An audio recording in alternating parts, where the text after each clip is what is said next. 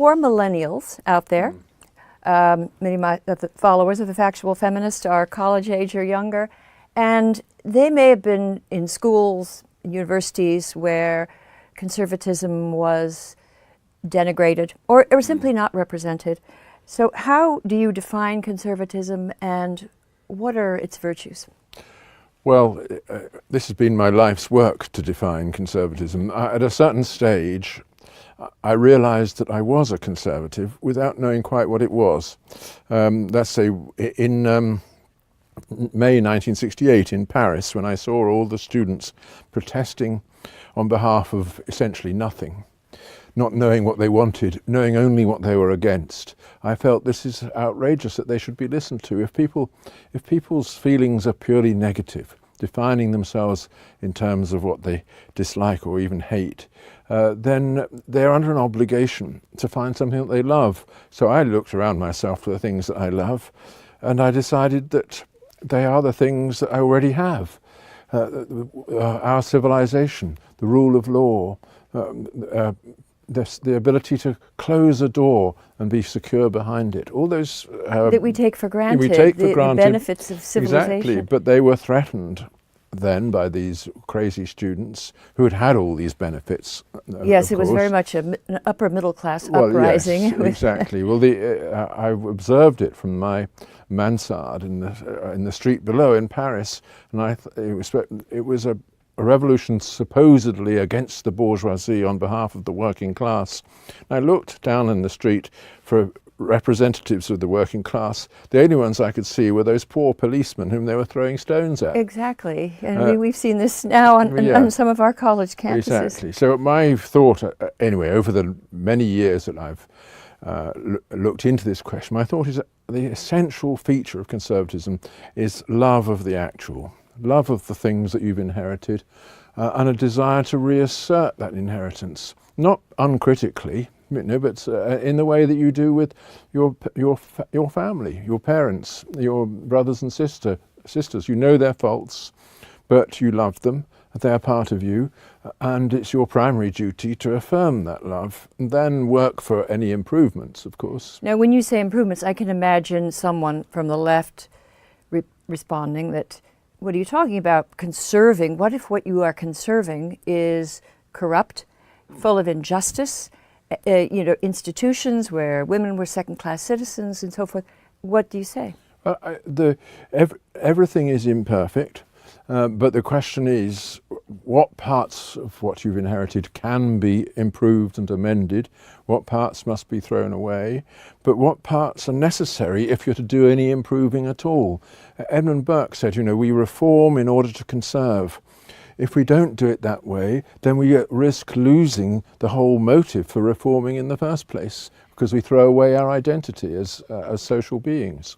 And it's much easier to tear something apart than to yeah. build it. And so heedlessly, we've seen denigrations of beauty in contemporary life, and in education, where young people aren't introduced to great works of the past, or even something like the beauty of the common law. Yes. There's not an understanding of where our laws come from. I see students today that suddenly want to dispense with due process or have, they would like to change the First Amendment. No understanding of how these came into being. No, that's right. Well, I think this is where one has to steer a middle course between saying, look, this is our inheritance, accept it, or saying, get rid of all that and let's start again.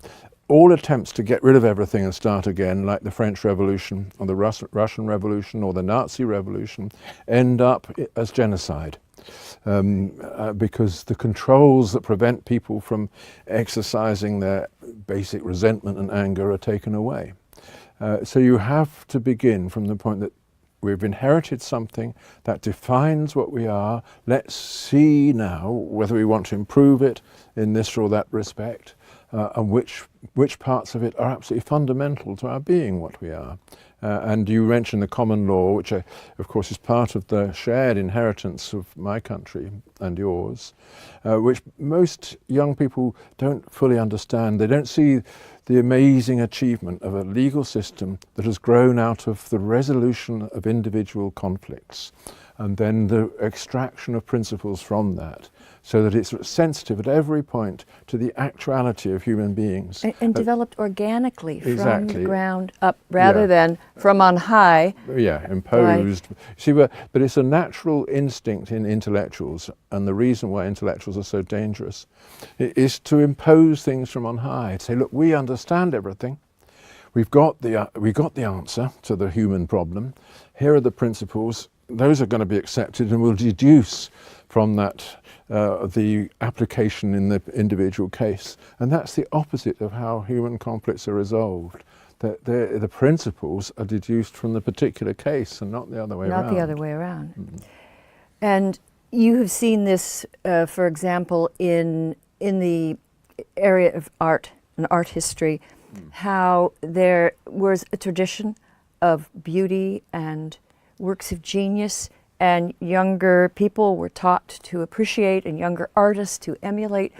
And then suddenly there were, well, it wasn't sudden, but there was a gradual move in modernity and then post-modernity, and something was lost. And you've talked about this in... Yeah, this is something that has troubled me, because I've always been interested in the arts. And for me, when I was growing up, I was, like many of my generation, I was looking for something that would represent the civilization that had almost destroyed itself in the Second World War. You know, what was so great? What is the symbol of that I would really want to hold on to? Of course, art, music, and literature became symbols for me. And then I was faced, as all my generation were faced, with the strange puzzle that at a certain stage artists themselves seem to be turning against their vocation.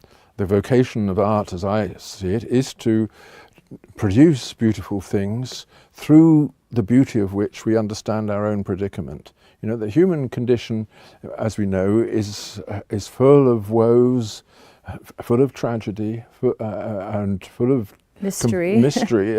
And one of the tasks of art is to reconcile us to this, to show that in the very depths of despair there is beauty which redeems us.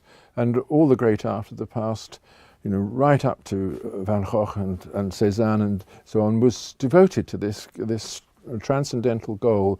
Suddenly there was a kind of culture of repudiation that came about, and that we don't want this, we can't do it, therefore we're going to condemn it. And you get art like de Kooning and people like that, which became very fashionable in America, devoted to the goal of desecrating the human condition rather than redeeming it. And I think that was, you know, a religious person would say that was the devil's work, but I don't want to put it quite in that way. But there is something in us which wants to destroy, as well as the other thing that wants to affirm. And art is particularly vulnerable to this, because, you know, let's face it, at a certain stage in our civilization, the artist became a kind of hero. He was adulated, he was made into the representative of the human spirit for our times. And to get that status became, you know, an object of great desire. Coveted. Yeah, people coveted the status of artist, and so any way of getting attention at a certain stage seemed good. So you got all that pop art stuff, or worse, you know, like Tracy Emin putting on display her disordered bed, in frightening. Which, yes, in which all the mess of her daily life is made into a spectacle, and the people will queue to see that spectacle, just as they used to queue to look at crucifixions. But it doesn't follow that the thing is beautiful, and it doesn't follow that they'll go away from this improved or in any way made to reflect on their own condition and be reconciled to it.